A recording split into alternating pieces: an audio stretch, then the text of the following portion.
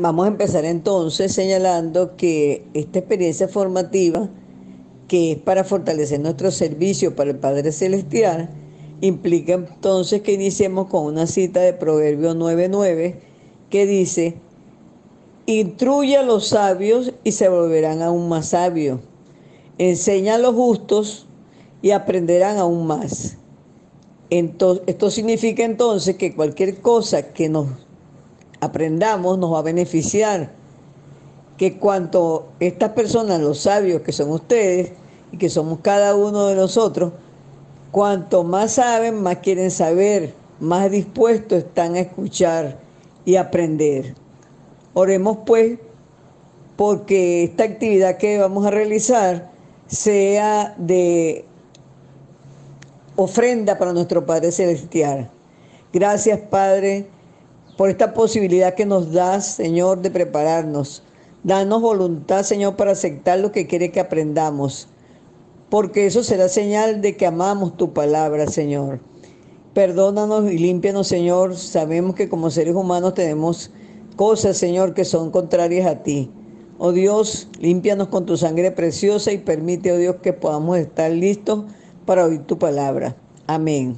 En segundo lugar, yo encontré algo que me pareció importante para este proceso formativo y que hemos llamado los fundamentos educativos del curso. Y lo primero es que la obra del Espíritu Santo es esencial en cualquier proceso de educación cristiana. Lo segundo, que el aprendizaje cristiano se realiza mejor en el contexto del trabajo en grupo. Lo tercero es que cada participante adulto tiene conocimientos y experiencias para contribuir a la formación, que no se aprende solo del profesor y de la lectura, sino también el uno del otro. Y obviamente que toda la formación se enfoca en lo que se expresa en la fe de la ICEN, todo lo que es los planteamientos de ICEN. Ya entrando en el contenido, y como pueden ver que el curso se denomina Tendencias Educativas en la Mediación del Aprendizaje, y yo le agregué en el contexto de la educación cristiana. Entonces siempre me gusta iniciar definiendo algunos de los términos involucrados. Entonces, en primer lugar, quiero definir aprendizaje como un cambio relativamente permanente en el conocimiento o en el comportamiento de una persona, debido a la experiencia. En esta definición podemos deducir tres elementos fundamentales. Y es que cuando hay aprendizaje o el aprendizaje es verdadero, el cambio es permanente. El locus o lugar donde ocurre el aprendizaje en el conocimiento. Y la causa es la experiencia vivida. Hablábamos ayer, decía el pastor Alberto, que si no se podía considerar la necesidad también una causa de aprendizaje. Entonces yo le decía que claro, pero ¿por qué? Porque la necesidad te lleva a vivir una experiencia. Y esa experiencia evidentemente te genera un aprendizaje. Poníamos el ejemplo que cuando aprendemos a manejar bicicleta, aunque dejemos mucho tiempo de manejarla, ese aprendizaje no se olvida.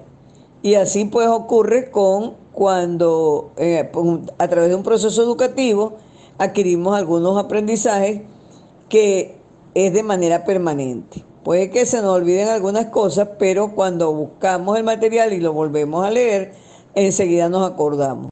En tal sentido, los fundamentos educativos del curso son que la obra del Espíritu Santo es esencial en cualquier proceso de educación cristiana. En segundo lugar, que el aprendizaje cristiano se realiza mejor en el contexto del trabajo en grupo. En tercer lugar, que cada participante adulto tiene conocimientos y experiencias para contribuir a la formación. En tal sentido, no solo se aprende del profesor y de la lectura, sino también el uno del otro. Y por último, que toda formación en el ICEN se enfoque en la comunidad de fe, expresado pues en sus planteamientos. Por su parte, la mediación es el proceso de acompañamiento e interacción con los participantes antes, durante y después de la experiencia de aprendizaje. En tal sentido, 10 acciones de la mediación son la motivación, la conceptualización, la resolución de problemas, el modelaje de valores, la colaboración, la comunicación, la creatividad y la personalización. Asimismo, la transferencia, la gestión de recursos, la evaluación y la metacognición. Entonces, colocaba yo un ejemplo que cuando terminamos de aprender algo y pensamos, para aprender tuve que hacer esto y logré esto, eso es lo que es el proceso de metacognición, darnos cuenta cómo aprendemos. Ya por vamos a decir, la experiencia de todos los que están en este grupo, ya casi todos de alguna u otra manera saben cómo aprenden mejor. Y eso igual ocurre con los que en un momento dado puedan ser nuestros estudiantes. Entonces es importante considerar eso, que no todos aprendemos de la misma manera y que de alguna manera estas 10 acciones que yo hablé de la mediación, pues no son según un autor, un esquema que yo conseguí en internet, pero que pueden considerarse otras acciones.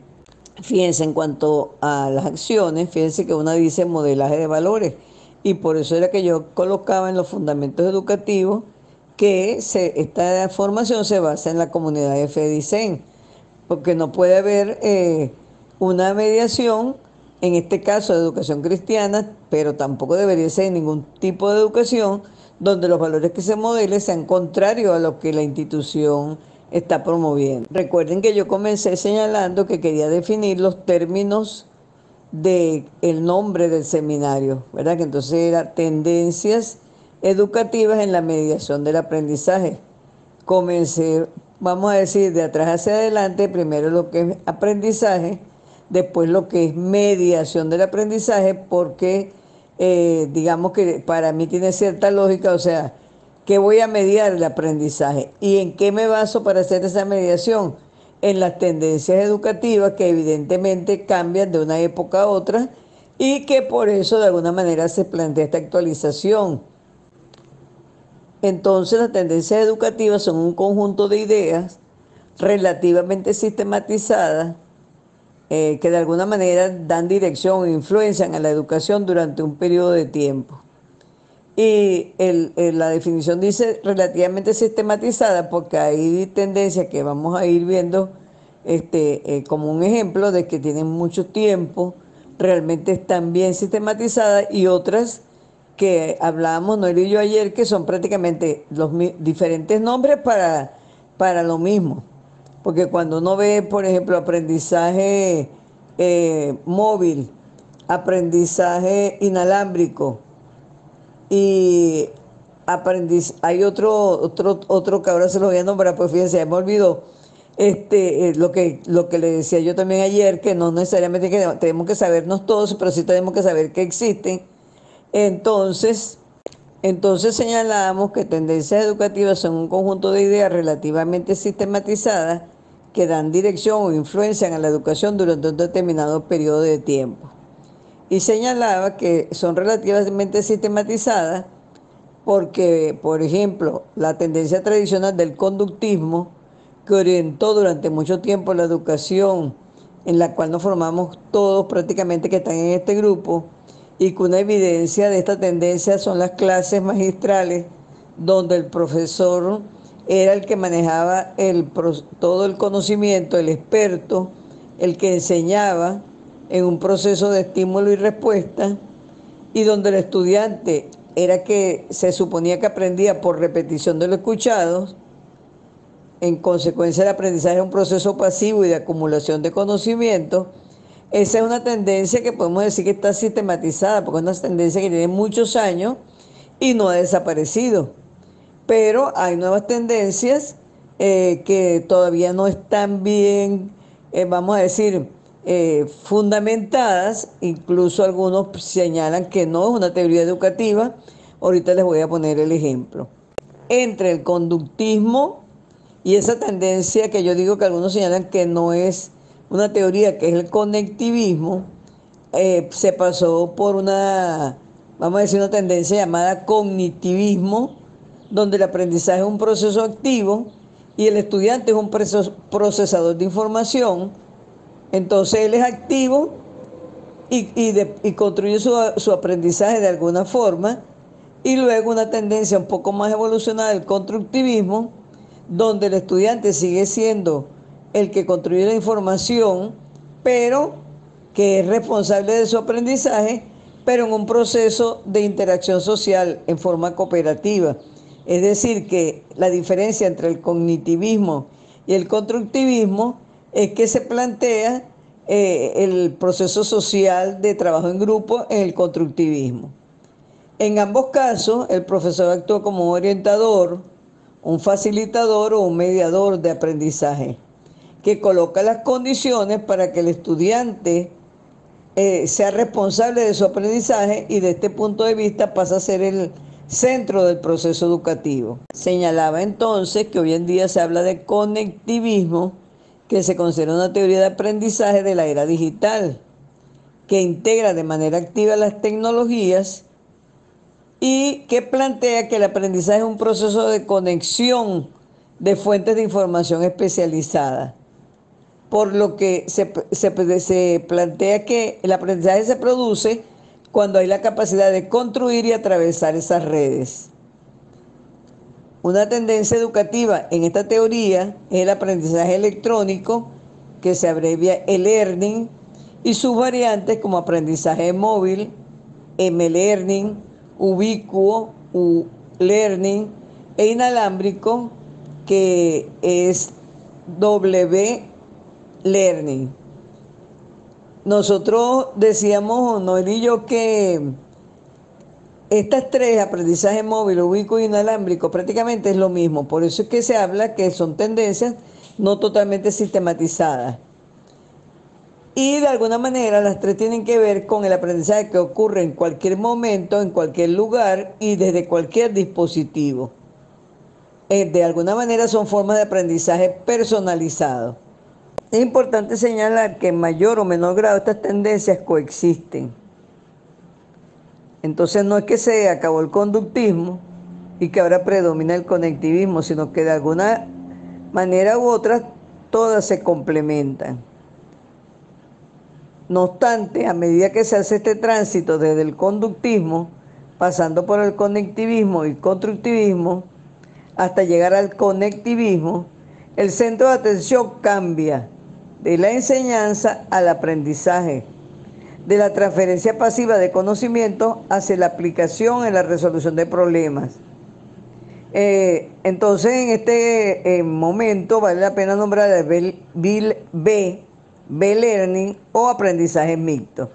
Es decir, que otra de las tendencias de este tiempo y que es una de las que tiene mayores posibilidades es la complementariedad entre teorías, tendencias, métodos e incluso entre profesores, porque ayer yo insistía en que no debemos andar solos, y bueno, eso lo dice la Biblia, incluso en el proceso de educación, porque no es lo mismo cuando están dos en el proceso que se pueden complementar que cuando es uno únicamente el que cree que se maneja, se sabe todo.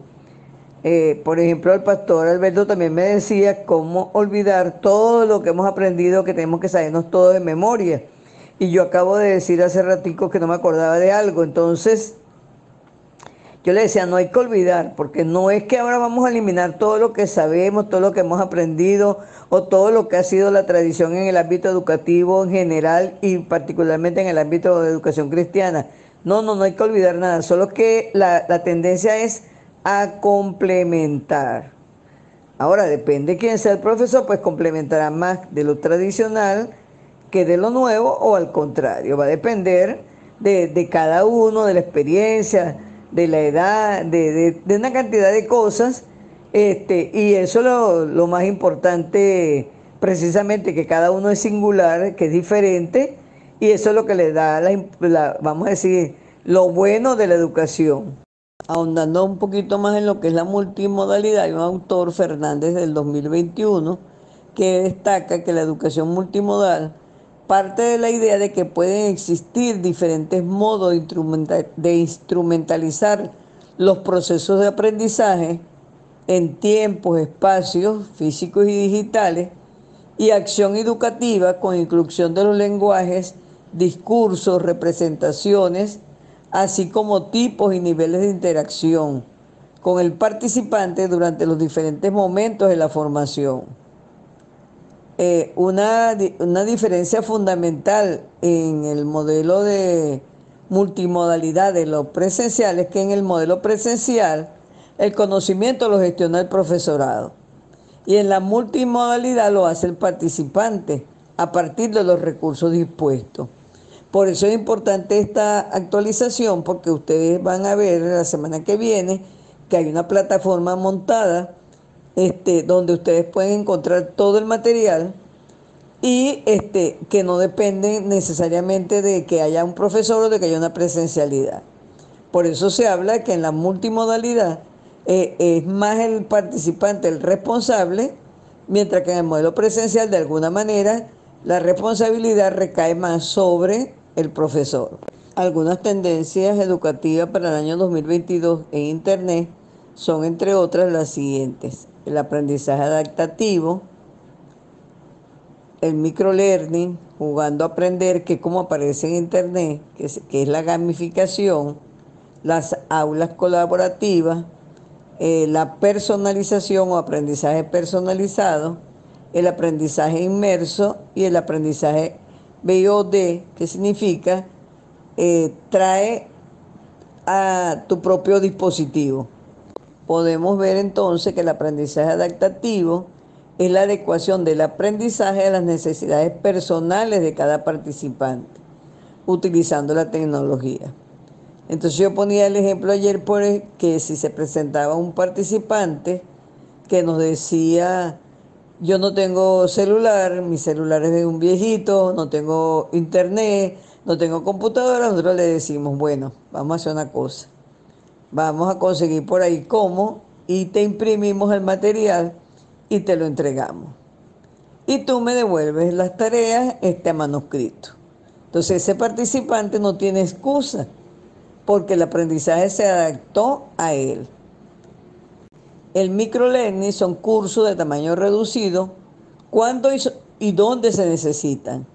Eso generalmente ocurre cuando uno está en una situación que necesita saber algo y rápidamente buscan el celular.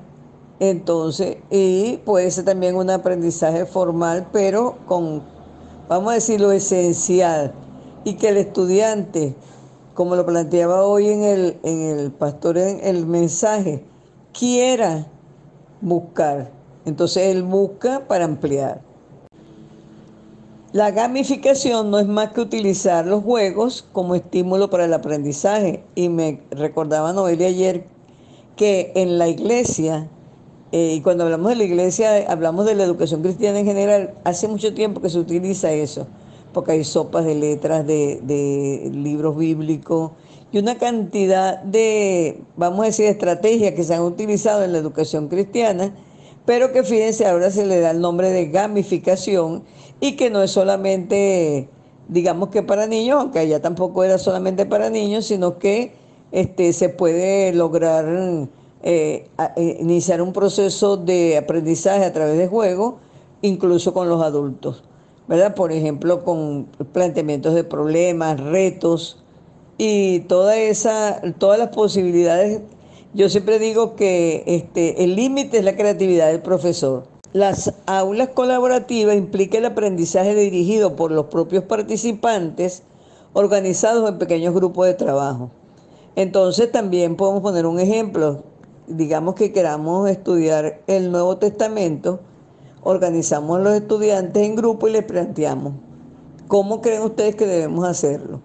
Y todo queda bajo, digamos, la dirección de ellos, la iniciativa de ellos, la creatividad de ellos. Claro, el profesor siempre haciendo el papel de mediador, orientando, colocando materiales, buscando, corrigiendo si es necesario. Bueno, ya yo había hablado hace ratico de lo que es el aprendizaje personalizado, que significa que es un aprendizaje ajustado a las necesidades, a los intereses, a los recursos y, digamos,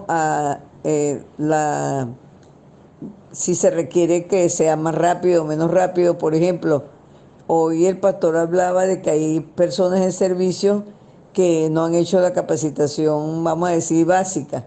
Obviamente que para ellos ese aprendizaje puede ser personalizado, pues son personas que ya tienen gran experiencia, se le dan todos los materiales y se le coloca, porque eso sí hay que estar claro, que en cualquier proceso de aprendizaje que iniciemos, aún el más personalizado, tenemos que tener una planificación.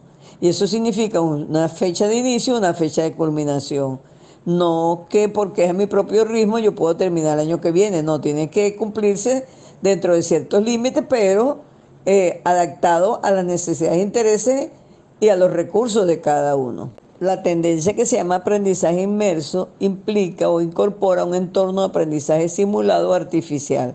Entonces yo ponía el ejemplo que nosotros tuviésemos la posibilidad de hacer nuestra clase donde el profesor Crisalia esté representado por un avatar y cada uno de ustedes, ¿verdad? Y vivamos nuestra experiencia de aprendizaje desde ese entorno de aprendizaje simulado. El aprendizaje BIOD, que son unas siglas en inglés, se refiere a que el estudiante trae a clase su propio dispositivo, bien sea un móvil, una tablet o un laptop, para utilizarla según las instrucciones del profesor. Esto decía yo ayer, que pareciera que lo hacemos siempre porque vamos a la iglesia incluso cada uno con su celular, ¿verdad? Y por lo menos yo en los últimos tiempos estoy tomando los mensajes directamente en el celular. Pero, ¿qué significa esto? No es que los estudiantes van a llevar el celular a la clase y lo van a sacar cuando quieren, no, sino que lo van a sacar y lo van a utilizar de acuerdo a los requerimientos del profesor. Entonces, si ustedes buscan material de esto en internet, se van a encontrar que hay sitios donde, y bueno, y lo vemos aquí mismo en Venezuela, donde los profesores tenían prohibido que los estudiantes sacaran su celular. Esta tendencia es más bien a aprovechar esa ventaja, a que los estudiantes en su mayoría manejan mejor las redes y los teléfonos que los profesores, y entonces utilizarlo a favor de la actividad educativa. Esta lámina representa lo que yo creo de las tendencias nombradas y otros que por supuesto no se han nombrado, que podrían ser más importantes o tal vez más de mayor aplicabilidad en el Instituto Bíblico de ICEN, que son la educación por competencia, el aprendizaje móvil, el aprendizaje que también se llama aula invertida y el aprendizaje basado en proyectos. Incluso preguntar, y eso está bien, para lograr la competencia. Entonces no es importante cuántas horas estoy yo dedicada a ese aprendizaje, cuántas horas estoy en clase, sino cuánto tiempo. O sea, lo importante no es el tiempo, sino que logré la competencia. Este modelo produce aprendizajes significativos, ya que acerca al participante a la realidad en la que debe actuar. Por esto se basa generalmente en la resolución de problemas o de proyectos. Y entonces digamos que de alguna manera una tendencia derivada de la educación por competencia es el AB, que es el aprendizaje basado en problemas. También puede haber un AB que termina en PR, que es un aprendizaje basado en proyectos. Puede haber un aprendizaje basado en investigación. Y hay una cantidad de modelos en esa tendencia, ¿verdad? Un aprendizaje basado en retos. Nosotros nada más vamos a hablar de aprendizaje basado en proyectos. Esta tendencia es importante porque entonces ahora no se habla de objetivos del programa, sino de competencias del proceso educativo, del seminario, del programa que se está trabajando. Entonces lo importante no es el objetivo del profesor, sino la competencia que logre el estudiante. Fíjense por un ejemplo. Si yo trabajo por objetivo, yo digo que el objetivo de este curso es, por ejemplo, explicar las tendencias o las nuevas tendencias en la mediación de aprendizaje para la educación cristiana. Ahí, ¿quién está explicando? El profesor.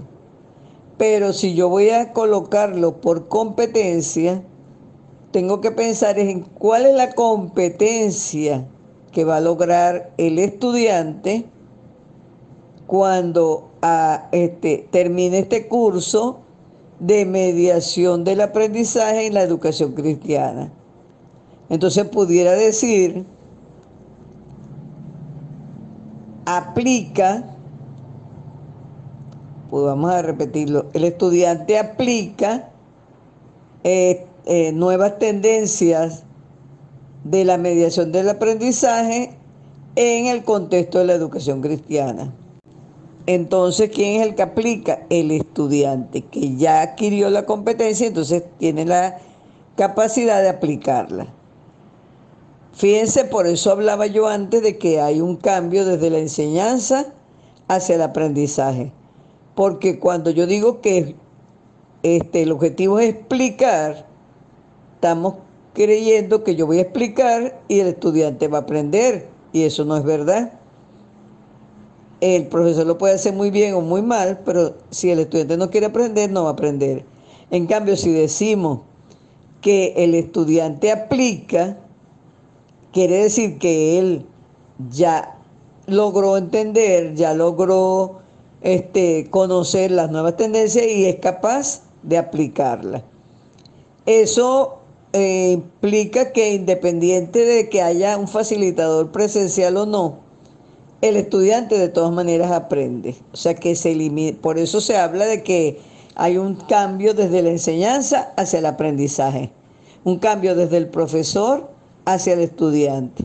Y por eso, no sé si ustedes se han dado cuenta que yo he utilizado la palabra participante, estudiante y no alumno, porque alguna definición por ahí de alumno dice que alumno es un ser sin luz y que es el profesor que tiene que lograr que aprenda. En cambio, vamos a decir, por eso también el curso se llama mediación del aprendizaje. El profesor lo que hace es mediar entre los recursos que existen, y fíjense que yo le dije, esto lo busqué en internet, esto tal cosa, entre los recursos que existen. Hay una plataforma que está montada del Instituto Bíblico. Yo le estoy mandando las láminas por acá. Entonces, el profesor lo que hace es mediar entre todos los recursos que existen, poner las condiciones lo más adecuadas posibles para que el estudiante aprenda. Pero aun cuando yo estoy haciendo esto, y voy a salirme un poquito del tema señalando que se pueden haber dado cuenta que me he equivocado, que me he parado, que he borrado, porque eso precisamente lo hice así, digamos a propósito, para que ustedes vean, hay dos posibilidades. Yo podía haberlo grabado previamente y borrar todo lo que quisiera, ustedes no se iban a enterar. Pero yo lo hice precisamente para que se dieran cuenta que lo estoy haciendo directo. Entonces, uno puede escoger. Esa es la ventaja de este proceso, vamos a decir, de educación virtual, donde yo puedo escoger grabar perfectamente todo, que todo quede, como decimos nosotros, cuadradito, y luego enviarlo. O hacerlo como lo estoy haciendo en vivo, como decía el natural. Y cuando uno actúa al natural, es muy difícil que todo quede perfecto. Por su parte, el aprendizaje invertido o aula invertida consiste en que el estudiante recibe en su casa toda la información a aprender y la actividad presencial se utiliza para hacer tareas, trabajo en equipo y diversidad de prácticas que refuerzan el contenido de lo aprendido. Si los que no asistieron ayer no han visto el material, todo el material, vamos a decir en extenso, está montado en el aula virtual. Y estas láminas, que fue la que yo llevé ayer, es como un resumen, porque de alguna manera uno no puede olvidar su proceso tradicional de formación y quiere garantizar como un mínimo. Pero después se hizo un taller, aunque fue rápido, fue productivo, hubo la posibilidad de participar.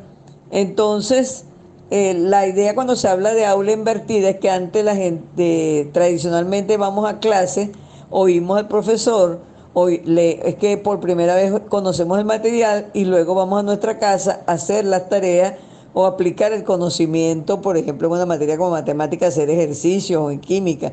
En cambio aquí el profesor manda el material, en este caso se mandó tanto por vía WhatsApp como está colocado en la plataforma, como les decía. Yo les dije que lo revisaran y se suponía que ayer, y de hecho fue así, hay gente que leyó todo el material y eso también va a ocurrir, gente que leyó todo el material, gente que envió alguna parte.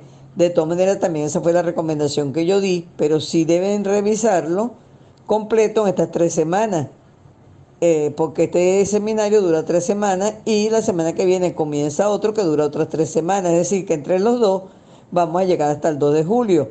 Hasta el 2 de julio ustedes debían haber revisado los dos materiales. Entonces, ¿por qué yo escogí estas 4 tendencias para la iglesia o para el Instituto Bíblico? Porque evidentemente si se va a hacer un aprendizaje en multimodalidad, es decir, que habrá algunas actividades presenciales, pero la mayoría son vía virtual, se requiere que el participante esté claro que él va a adquirir la competencia y depende de él, de su deseo de aprender. Segundo, el aprendizaje invertido, porque obviamente el aprendizaje virtual implica leer antes, en el proceso y después incluso, ¿verdad? Entonces, fíjense que nosotros nos vimos ayer, Noel y yo, conversando, e incluso en la noche yo busqué alguna cosa, lo conversaba con ella y decíamos, bueno, esto es lo mismo.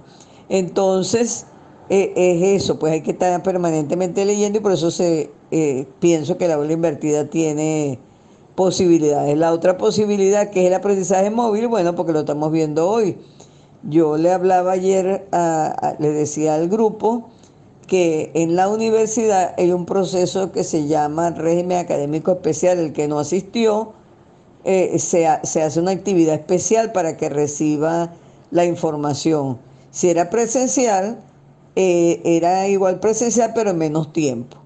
En cambio, aquí la estamos haciendo vía WhatsApp, ¿verdad? Entonces, es un poco eso. Ahora, esto lo que está sustituyendo es el día de ayer. El resto del trabajo de las 3 semanas que quedan, entre los dos seminarios, tienen que hacerlo ustedes, tienen que revisar material, leerlo, ver los videos. Bueno, y la última tendencia que yo considero que es importante para el Instituto Bíblico es el aprendizaje basado en proyectos, y señalaba que la iglesia funciona permanentemente en proyectos.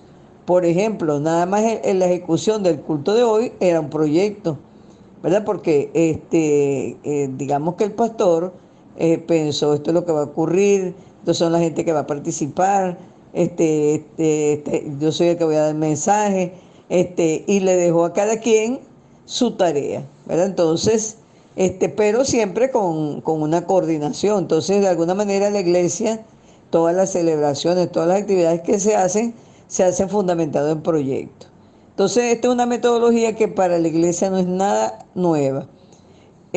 Como dice la lámina, es una metodología que parte de una idea, que puede ser una pregunta, puede ser un problema o puede ser un reto. Cuando yo hablo de que puede ser una pregunta, es que el profesor puede llevar una pregunta. Por ejemplo, como les decía antes, ¿cómo hacemos para aprender el Nuevo Testamento de una manera activa, agradable, rápida? Porque todos estos procesos educativos son rápidos. Fíjense que cada asignatura va a tener solo 3 semanas.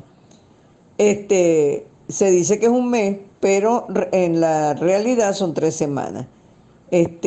Porque claro, hay que, digamos que terminar con la última semana para la evaluación antes de pasar a la siguiente.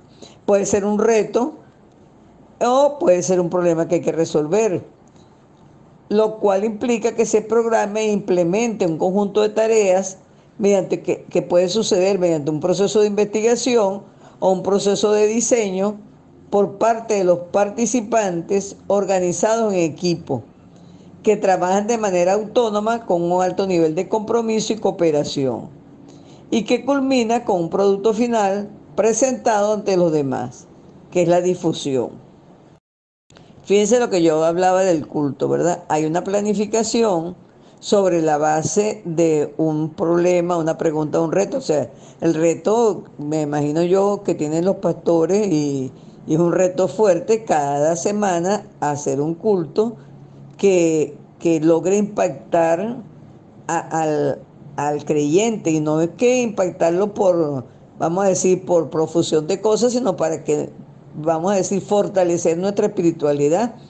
Entonces eso implica un proceso. Por eso yo decía de investigación o de diseño, porque cuando le dan la responsabilidad al grupo de adoración y de alabanza, mira, a ustedes les corresponde, bueno, entonces ellos empiezan a buscar ahí en sus, vamos a decir, experiencias, en sus este, materiales que tienen. Y fíjense que incluso practican, ¿verdad? Hacen un ensayo. Entonces, cada uno como dice aquí en la lámina, cada equipo va trabajando de manera autónoma, el que le corresponde el mensaje va preparando su mensaje, todos con un alto nivel de compromiso y cooperación, y más en ese caso que en el caso de esta tendencia sirve para cualquier tipo de educación, pero en el caso de la educación cristiana, estamos claros que estamos haciendo todo para el Dios Todopoderoso. Entonces, el nivel de compromiso y cooperación pues debe ser mayor. Y termina en un producto final que es presentado ante los demás, que es la difusión, ¿verdad? Cuando el culto se ejecuta y termina, bueno, finalizó el proyecto y comienza otro para el próximo domingo. Entonces, esta estrategia parece que fuera bien interesante para el Instituto Bíblico porque, como les decía, es una estrategia que la iglesia ha venido aplicando sin este, conocer que es una estrategia de aprendizaje que ahora está muy en boga, aunque no es tan nueva, pero con la pandemia hay muchos libros del 2020, 2021, 2019 que hablan sobre esta estrategia. El proyecto tiene como finalidad generar un producto, un servicio o brindar una experiencia. El ejemplo que estaba colocando del culto es brindar una experiencia espiritual. Pero un producto puede ser, cuando el pastor expuso el ejemplo de que se ha ido arreglando el templo y todo eso, esto también se podría considerar un servicio, por ejemplo, el que hizo el hermano el sábado en la parte de afuera del templo. Y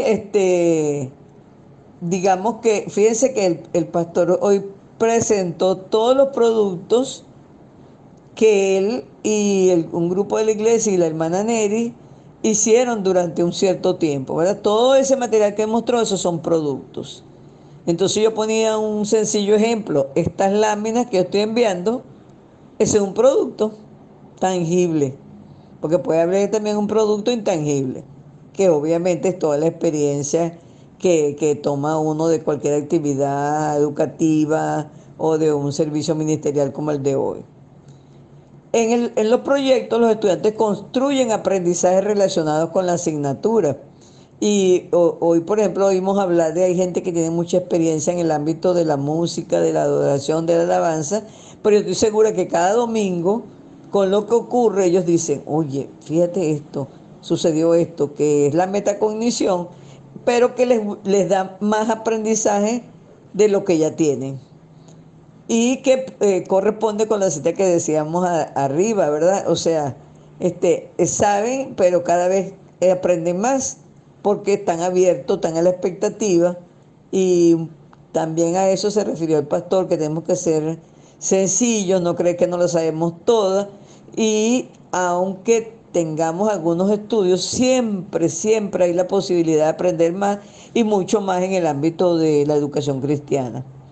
Por otra parte, el tema del proyecto debe partir de algo que los participantes vean cercano a ellos, que tenga una utilidad para ellos o que despierte su interés y que permita aplicar los conocimientos previos y desarrolle nuevos conocimientos. Entonces, yo decía, y lo dije antes también aquí, que muchas veces uno puede dejar que el proyecto surja y debería ser así la mayor parte del tiempo de las ideas del estudiante.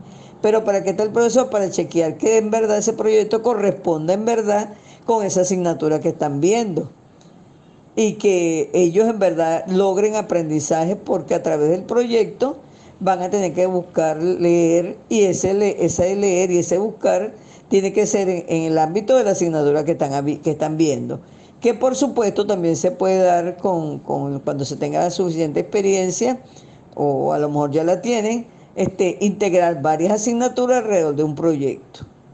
Entonces voy a poner un ejemplo de, digamos, de la vida universitaria. Por ejemplo, se puede hacer un proyecto donde tenga que ver con el aspecto legal y entonces intervienen estudiantes de derecho. Que tenga que ver con el aspecto psicológico, entonces intervienen estudiantes de psicología. Que tenga que ver con un aspecto de infraestructura, entonces intervienen los estudiantes de ingeniería. Y que tenga que ver con un proceso educativo, entonces intervienen los estudiantes de educación. Entonces, el proyecto tiene muchas posibilidades.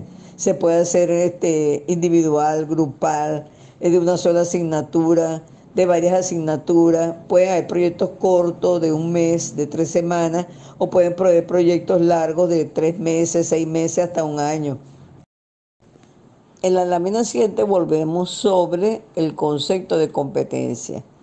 Y decía yo que ya los programas no se manejan por objetivos que corresponden a lo que el profesor va a hacer, sino por competencias que corresponden a lo que el participante va a desarrollar. En este caso, el concepto de competencia está dirigido a las competencias del profesor. Recuerden que este es un curso de actualización de profesores. Entonces, ¿qué son las competencias para el profesor? El conjunto de recursos, conocimientos, habilidades, actitudes y valores que necesitan los profesores para resolver de forma satisfactoria las situaciones que se enfrentan en su quehacer docente. ¿Verdad? Yo había cambiado esto porque no estamos hablando de cualquier profesional, estamos hablando de su quehacer como docente, en este caso en educación cristiana, ¿verdad? También resolver situaciones que se presenten con respecto al aprendizaje de los estudiantes o participantes en circunstancias específicas. Y entonces, lo que falta, lo que vamos a ver ahora son qué competencia debe tener el docente, profesor, siendo de la profesión que sea, pero de educación cristiana, en el contexto, digamos, de este proceso de actualización. En esta misma lámina se colocó un ejemplo de cómo hacer una competencia para un programa. Entonces decíamos que lo primero es un verbo que explique la acción, pero no cualquier acción, no la acción que va a hacer el profesor, sino la acción que va a adquirir el estudiante. Por ejemplo, el estudiante explica. ¿Qué explica? La segunda parte de la competencia, que es el contenido al cual se explica la acción. En el ejemplo yo puse, explica la importancia del conocimiento bíblico. Y la tercera, vamos a decir, elemento de la competencia es cómo se realiza esa acción y para qué se realiza, que es lo que se llama el complemento. Entonces yo puedo decir, explica la importancia del conocimiento bíblico, pero ¿cómo? Mediante la revisión de los diferentes libros de la Biblia. ¿Y para qué lo hace? A fin de impactar la vida del creyente, ¿verdad? Entonces ahí debería decir, a fin de impactar su vida como creyente.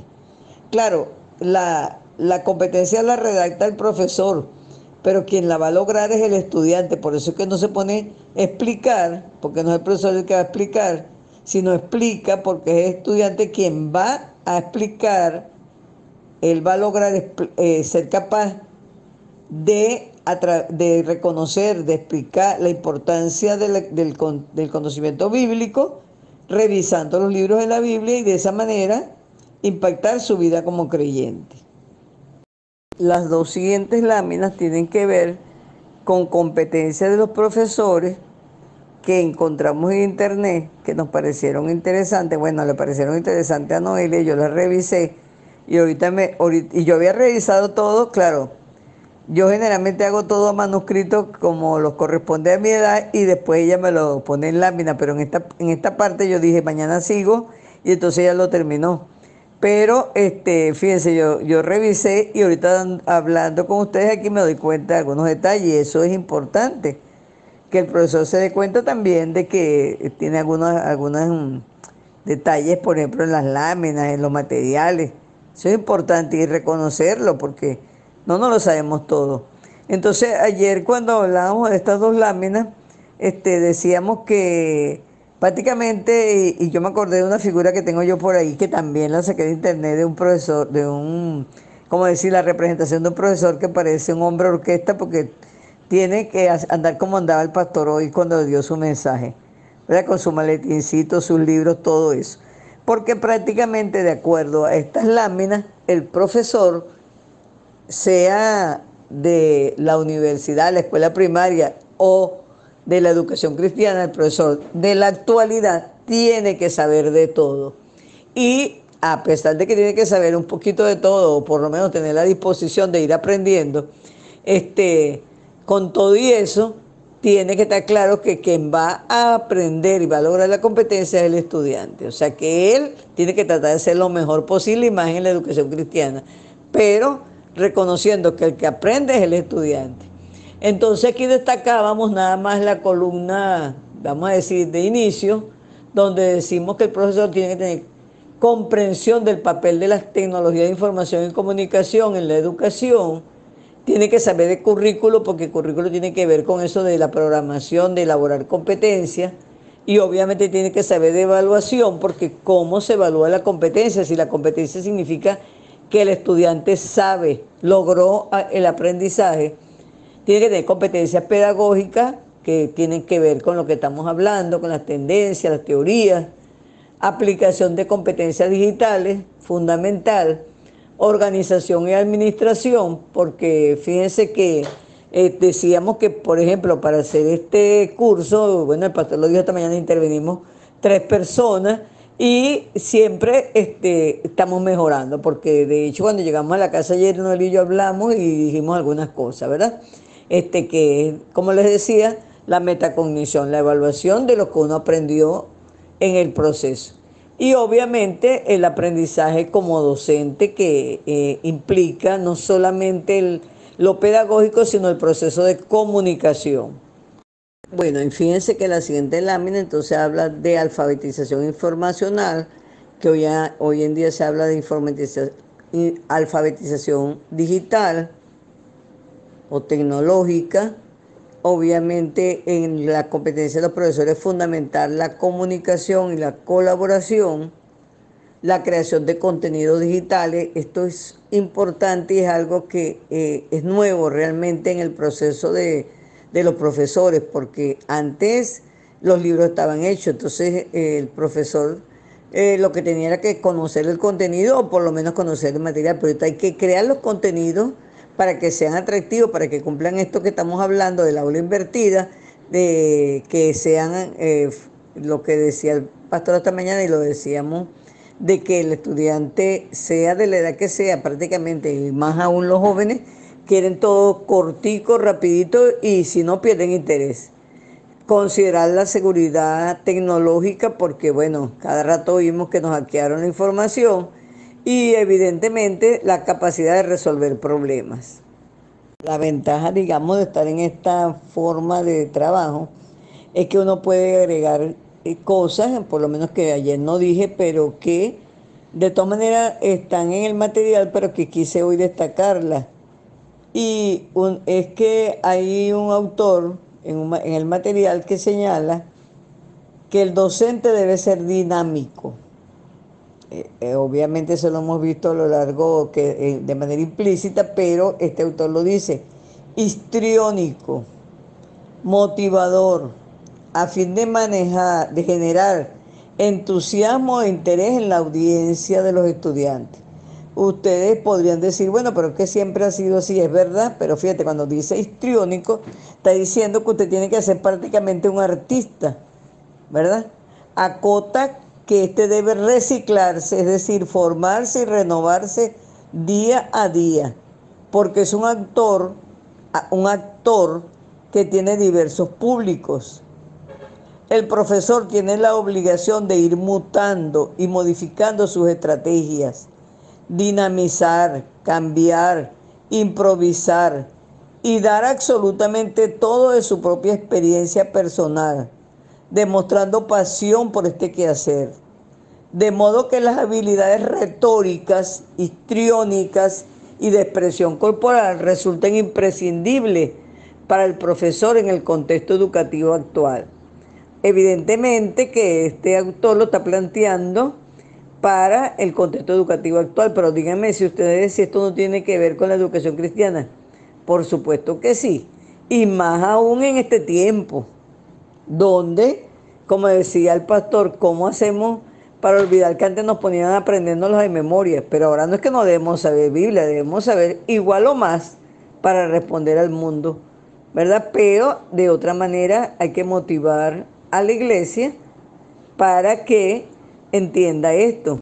Este autor, que se llama Zambrano, de apellido Zambrano, en el 2020 señala además de que el profesor tiene que manejar el conjunto de normas de comportamiento en Internet a fin de regularizar la interacción de los usuarios en el ciberespacio educativo, en las redes sociales, en el aula virtual, entre otros. Eso se llama net etiqueta, ¿verdad? Entonces un poco netiqueta, un poco lo que de alguna manera estamos hablando. Fíjense, yo cerré temporalmente, ¿para qué? Para poder, vamos a decir, grabar sin interrupciones, y eso forma parte de esas normas, ¿verdad? Tiene que ser el profesor gestor de contenido. Y este gestor de contenido se llama ahorita curador de contenido, que significa que el profesor escoge, porque no es que tampoco puede inventar el material, claro que sí, pero en el ámbito de la educación cristiana la Biblia es la Biblia, ¿verdad? Pero ¿qué es lo que él va a hacer? Adecuar, no el contenido que no se puede cambiar, sino la forma, la figura, la presentación. Y entonces, fíjense, eso indica que tiene que ser un gestor de contenido. Y si es en el ámbito profesional de la educación en general, la mayor parte de los contenidos están escritos, pero ¿qué es lo que tiene que ser? Por eso se llama curador de contenido, porque tienes que escoger cuál contenido es que interesa, es más real, está más fundamentado, es el que interesa para los estudiantes. Entonces, dice que el profesional se dedica a hacer una selección personalizada y de calidad del mejor contenido y de los mejores recursos, pues, sobre temas específicos. También es gestor de la cibercomunidad de aprendizaje, ¿verdad? Identificando los intereses individuales y colectivos. Y debe ser un influencer local, regional e internacional, ya que sus clases, charlas, conferencias, talleres y cualquier tipo de actividad académica se comparten en múltiples entornos que trascienden el tiempo y el espacio. Entonces, por ejemplo, otorgando perennidad al video y a la plataforma YouTube. Entonces, fíjense, y por eso yo hablaba esta mañana, cuando comencé, de que yo voy a grabar un video. ¿Por qué? Porque ustedes pueden terminar de oír esto, borrar todo esto de su celular, pero el video va a quedar. Y esto, como les decía, que dice el autor, para un profesor de cualquier nivel educativo en cualquier país del mundo, ¿ustedes creen que el cristiano no tiene que ser un influente local, regional e internacional? Por supuesto que sí, pero no es por, vamos a usar una palabra de mi época, no es por pantalla, es para atraer al cristianismo, para hacer la gran comisión.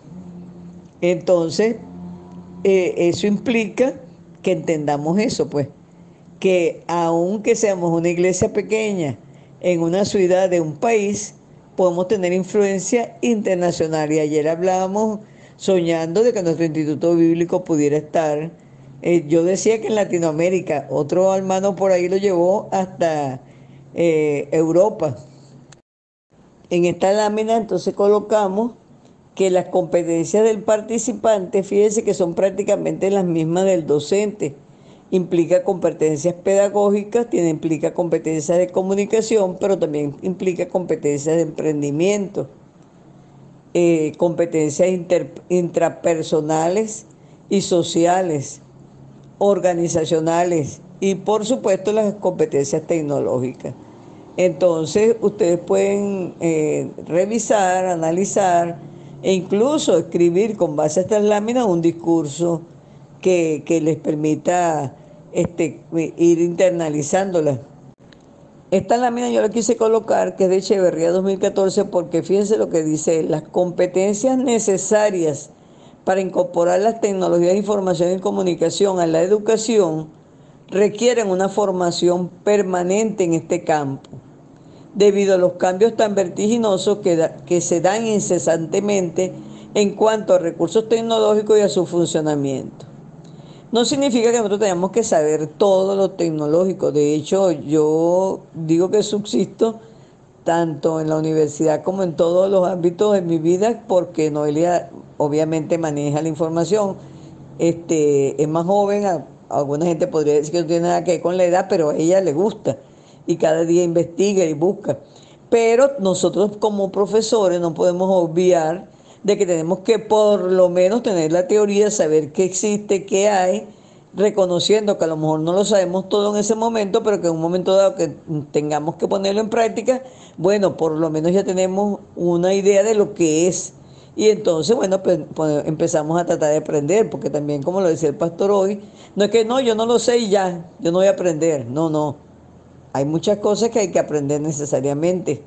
Estamos en un mundo de constante cambio que no son aparte, no son independientes, que afectan a la iglesia y que tenemos que ponernos a tono para responder a la sociedad, que lo que exige la sociedad de la iglesia en el día de hoy. Dejé para último esta lámina, que es de un autor Mock en 1990, para que vean que a pesar de los años que hace que él escribió ese libro, él caracteriza al maestro cristiano como guía, como motivador, como estimulador y como un sembrador. ¿Y cómo se llamaba este curso? Mediador, ¿verdad? Mediación del aprendizaje. Entonces, ¿y qué dijimos que era una de las, vamos a decir, características de la mediación? La motivación, el estímulo, el guía. Por eso se habla de mediador, de orientador, de facilitador y de un sembrador. Entonces, esto nos indica lo que yo vengo señalando desde el inicio, y es que no es que vamos a descartar lo que sabemos y las tendencias tradicionales, sino simplemente que las vamos a complementar con alguna de las cosas de las nuevas tendencias que sobre todo han surgido a raíz de la tecnología. Tampoco es que vamos a implementar todo, es algunas cosas las que creamos que son mejores, pero ¿para qué? Para lograr el fin de la educación cristiana. ¿Y cuál es el fin de la educación cristiana? Como lo dice en Efesios 4:12, a fin de perfeccionar a los santos para la obra del ministerio, para la edificación del cuerpo de Cristo. Buenos hermanos, con esto finalizamos la actividad o la repetición de la actividad que se hizo ayer por otra vía. Como les decía, con estos audios va a grabar un video que se va a colocar en la plataforma y ustedes pueden ahora sí hacer todas las preguntas que quieran, colocar sus dudas. Antes yo voy a recordar algo de la evaluación, y sin pena, y cualquiera puede responder, porque todos, tal cual como dijimos antes, tienen experiencia, conocimiento que nos permite aprender unos de otros.